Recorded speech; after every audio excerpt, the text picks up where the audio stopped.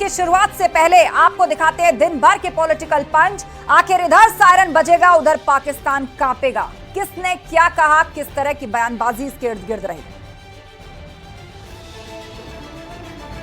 तोप बनाएंगे, टैंक बनाएंगे, राइफलें बनाएंगे, SLR बनाएंगे, मशीन गन्स बनाएंगे, न जाने क्या क्या बनाएंगे। लेकिन सुनने में आ रहा है झांसी में या बुंदेलखंड में कहीं भी सुतली का बम भी नहीं बनाया इन्होंने। पुलवामा की जो घटना हुई वह किसने किया? आतंकवादियों ने किया कि हमारे ही लोगों ने कराया? उस पर जो है आज तक क्लियर नहीं हुआ देश में जो है। सपा के शासन आपने देखा, 14 के पहले अराजकता, गुंडागर्दी, भ्रष्टाचार, लूट, परिवारवाद, वंशवाद, वह पूरा राज्य देश पाकिस्तान के खिलाफ है। पूरा देश पाकिस्तान के घर में घुसकर आतंकी ठिकानों को जड़ मूल से मिटाना चाहिए। भारत सरकार से हम यही कहेंगे कि आप ये जो हर बार कड़ी निंदा करते हो, ये कड़ी निंदा कब तक करोगे? और जिस प्रकार से प्रधानमंत्री जी ने कहा है कि जितना वो सोचे नहीं होंगे उससे ज़्यादा उनको भुगतना पड़ेगा, और थोड़ा धैर्य रखिए। और सरकार का जो काम था कि अपने तीनों सेनाओं को हमने खुला छूट दे दिया। महाराज जी, योगी जी ने कहा है कि जो सरकारी मानते हैं उन्हें गोबर से प्रिंट किया जाएगा, तो उस पर अखिलेश यादव निशाना साध रहे हैं। और अखिलेश यादव के दिमाग में गोबर भरा हुआ है, तो इसका हमारे पास कोई इलाज नहीं है। उसमें सारी जनता और सारे दल एकजुट खड़े हैं पाकिस्तान की सेना के साथ। और आज ये हिंदुस्तान के राजनीतिक दल, क्योंकि यहाँ लोकतंत्र है, लोकतंत्र में सबको बोलने का हक है, उस बोलने के हक का दुरुपयोग कर रहे हैं।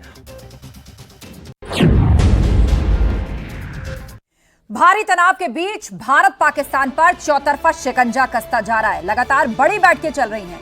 कल पूरे देश के 300 से ज्यादा जिलों में इमरजेंसी के हालात में तैयारियों को परखने के लिए सिविल डिफेंस की मॉक ड्रिल होने जा रही है। आपको बता दें कि 1971 युद्ध के बाद से ये सबसे बड़ी मॉक ड्रिल होगी। एक तरफ भारत पाकिस्तान के खिलाफ लगातार तैयारियों में जुटा है, तो वहीं पूरे माहौल में सियासी टारगेट प्रैक्टिस भी चलती दिख रही है। पहले अजय राय के नींबू मिर्ची वाले बयान से विपक्ष गिरा, तो आज अखिलेश यादव ने तंज कसते हुए कहा कि बीजेपी ने बड़े वादे किए थे लेकिन एक सुतली बम भी नहीं बना पाए। अब इस पूरे माहौल के बीच सवाल यह कि भारत में मॉक ड्रिल, पाकिस्तान की नींद खराब और सीमा से बड़े संकेत, क्यों बड़े सियासी टारगेट, इसी पर आज की महाबहस करेंगे। और गेस्ट पैनल भी हमारे साथ जुड़ चुका है और गेस्ट पैनल से हम आपका तारुफ कराएंगे। लेकिन उससे पहले जो सवाल आज हम महाबहस में उठाने जा रहे हैं, भारत में मॉक ड्रिल, पाकिस्तान की नींद खराब। अब पाकिस्तान की सीमा पर युद्धाभ्यास करेगा भारत। पाकिस्तान जिसकी हालत पहले से खराब है, और हवाई सैन्य ताकत किस तरह युद्धाभ्यास में दिखेगी, उसके बाद आप पाकिस्तान की हालत का अंदाजा लगाइए। सवाल यह भी, सीमा से बड़े संकेत क्यों बने सियासी टारगेट। यहां के लोगों के उल्टे सीधे, ऊल जलूल और देश विरोधी कहे जाने वाले बयान जो है पाकिस्तान में हेडलाइन बन रहे हैं। इन लोगों को बार बार कोट किया जा रहा है, लेकिन फिर भी इनकी पार्टियां इनको नहीं रोकती। क्यों? उधर सायरन बजेगा, उधर पाकिस्तान कांपेगा। कल मॉक ड्रिल होने जा रही है और किस तरीके से आपात स्थिति पर निपटने के लिए तमाम तरह के अभ्यास होंगे, सायरन्स को फॉलो करना होगा और उनका क्या मतलब होगा, आप सभी लोगों को समझाया जाएगा। तो चलिए चर्चा की शुरुआत करते हैं। हमारे साथ फिलहाल गेस्ट पैनल जुड़ रहे हैं। आलोक सहाय जी हमारे साथ है, रिटायर्ड कर्नल JS सोढ़ी जी भी हमारे साथ जुड़ेंगे, लेकिन उससे पहले विंग कमांडर रिटायर्ड अशोक सहाय जी हैं। बहुत स्वागत है सर आपका। और सोढ़ी जी भी हमें ज्वाइन कर चुके हैं, रिटायर्ड कर्नल JS सोढ़ी जी, बहुत बहुत स्वागत है इस शो पर आपका। तो शुरुआत सोढ़ी जी आप ही से कर रहे हैं। एक तरफ पाकिस्तान की सीमा पर हवाई युद्धाभ्यास भारत करेगा, जिसमें मिराज 2000 से लेकर सुखोई 30 यहां तक की राफेल की भी प्रैक्टिस, उसकी धमक दिखाई देगी। और दूसरी तरफ कल पूरे देश में मॉक ड्रिल होने जा रहा है कि युद्ध जैसी परिस्थिति में आपात स्थितियों से निपटने के लिए जो तैयारियां हैं क्या वो मुफीद हैं। एक सिविल और डिफेंस दोनों का जो एक कोऑर्डिनेशन होता है उसको कैसे स्थापित करना चाहिए, इन तमाम स्थितियों को भी कल परखा जाएगा। दूसरी तरफ पाकिस्तान है जो लगातार गीदड़ भभकियां दे रहा है भारत को, और तीसरी तरफ हमारा विपक्ष है जिनके बयान भी आप सुन रहे हैं। उसके बाद पॉलिटिक्स उस पर हो रही कि कैसे सेना का मनोबल डाउन होगा। जय सोढ़ी जी। जय हिंद आस्था जी, ये मेरा सौभाग्य कि मैं आपके न्यूज चैनल पर हूं और विख्यात को पैलेस के साथ हूं। शताब्दियों पहले विख्यात चीन के विचारधारक सुन त्सू ने कहा था कि यदि किसी देश पे 1% भी आक्रमण का शंका होती है तो उस देश को 100% तैयार रहना चाहिए। देखिए, जब 22 अप्रैल को यह पहलगाम का आतंकवादी हमला हुआ तो दोपहर से ही लगातार पाकिस्तान के मंत्री के बाद मंत्री ने युद्ध की बात की। आज तक भारत के किसी मंत्री ने युद्ध शब्द नहीं इस्तेमाल किया। हमारे मंत्रियों ने कहा कि हम पाकिस्तान को मुंह तोड़ जवाब देंगे जी, लेकिन हमारे किसी मंत्री ने युद्ध का शब्द नहीं इस्तेमाल किया। लेकिन पाकिस्तान 22 अप्रैल से लगातार युद्ध की बात कर रहा है, क्योंकि कुछ दशक पहले बर्नार्ड रसल, जो कि एक विख्यात ब्रिटेन के विचारधारक थे, उन्होंने कहा था कि दुनिया में लोगों को सबसे अच्छा लगता है युद्ध की बात करना, खास करके उस वक्त जब उनके खानदान का कोई व्यक्ति युद्ध लड़ने के मोर्चे पे ना जाए।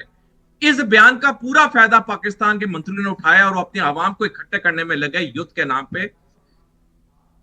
तो जहां तक कल मॉक ड्रिल की बात है, ये भारत सरकार का बहुत सही और सटीक निर्णय है। मेरा नमन और सलाम उनको, क्योंकि इससे जो हमारे बॉर्डर डिस्ट्रिक्ट्स के 244 डिस्ट्रिक्ट्स में ये मॉक ड्रिल होनी है, इससे नागरिकों को एक अभ्यास मिलेगा कि अगर पागल देश जैसा पाकिस्तान ने अगर हिमाकत भी की तो उन्हें पता होगा कि सायरन बजने पे उन्हें क्या क्या कार्रवाई करनी होगी। क्योंकि ये मॉक ड्रिल, आस्था जी, सिर्फ देश की सुरक्षा के लिए नहीं है, ये हमारे नागरिकों की सुरक्षा के लिए भी अहम है। तो मैं आपके चैनल के जरिए सारे नागरिकों से अनुरोध करूंगा, आग्रह करूंगा कि जहां जहां पे कल मॉक ड्रिल हो रही है, प्लीज उसका पूरा पालन करिए। और जैसे शाम को खबर आई है कि नोटैम भी इशू हो गया है, नोटिस टू एयरमैन, कि उसमें जगह स्पेसिफाइड है कि कितने समय के लिए वहां पे कोई कमर्शियल हवाई जहाज नहीं उड़ेगा। ये भी एक अच्छा कदम है, क्योंकि जगह जगह पे हमारे लड़ाकू विमान उड़ेंगे और हमारे नागरिकों को जहां पे ये मॉक ड्रिल होनी है, उन्हें रियल टाइम फीलिंग मिलेगी कि जब लड़ाकू विमान ऊपर से गुजरेंगे, सायरन बजेगा, उन्हें क्या क्या कदम लेने चाहिए।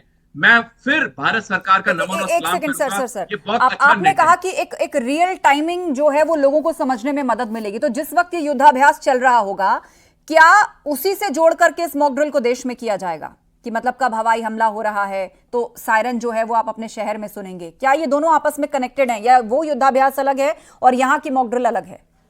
देखिए आशा जी, अभी तक मॉक ड्रिल के टाइमिंग्स नहीं निकले हैं जी, लेकिन नोटैम के टाइमिंग निकल गए हैं। तो जब एक बार मॉक ड्रिल्स के टाइमिंग्स क्लियर होंगे डिस्ट्रिक्ट एडमिनिस्ट्रेशन से या राज्य सरकारों से, क्योंकि केंद्र सरकार ने तो ऑर्डर दे दिए हैं, अब तो राज्य सरकारों के ऊपर है, डिस्ट्रिक्ट एडमिनिस्ट्रेशन पे, बिल्कुल तो हर जगह मैं लौटूंगी आपके पास। इस बीच हमें दो पैनलिस्ट और ज्वाइन कर चुके हैं। हमारे साथ प्रियंका गुप्ता जी भी हैं, कांग्रेस की प्रवक्ता, और अशोक यादव जी हमारे साथ जुड़ गए हैं, सपा प्रवक्ता। लेकिन उससे पहले रिटायर्ड विंग कमांडर अशोक सहाय जी का रुख करते हुए, अशोक जी, इस मॉक ड्रिल के बारे में और विस्तार से बताइए, क्योंकि 1971 में लास्ट टाइम की गई थी, उस वक्त इसका फॉर्म क्या था और अब बदले हुए सिनेरियो, टेक्नोलॉजी के इस युग में इस मॉक ड्रिल में कौन कौन सी चीजें शामिल होंगी और लोगों को किन बातों का ध्यान रखने की जरूरत है?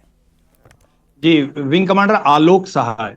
माफ कीजिए सर, आलोक जी। तो ये देखिए, मॉक ड्रिल जो हो रहा है ये ऐसे समय में होता है कि जब हम ये समझते हैं कि हम भारत जब अटैक करेगा तो उधर से भी काउंटर अटैक होगा। ये अटैक, काउंटर अटैक और फिर काउंटर अटैक किस लेवल तक स्पाइरल आउट होके जाएगा, हो सकता है पूर्ण युद्ध की स्थिति बन जाए। तो ऐसे में हमें पूरे देश को तैयार रखना है कि ऐसी स्थिति में बॉम्ब गिर सकते हैं हमारे कई इंस्टॉलेशंस पे, और नागरिकों को भी तब तैयार रहना होता है अपनी सुरक्षा के लिए। इसमें कोई पैनिक की बात नहीं है। भारतीय होम मिनिस्ट्री ने 244 जिलों को का लिस्ट जारी कर दिया है। तीन प्रायोरिटीज बनाए गए हैं उसमें, high priority, medium priority and low priority. In 244 districts में मॉक ड्रिल किया जाएगा। और ये जो एयर एक्सरसाइज है वो पंजाब के सेक्टर में है, वो खास एरिया में किया जा रहा है, उसका डायरेक्ट इससे लिंक नहीं है।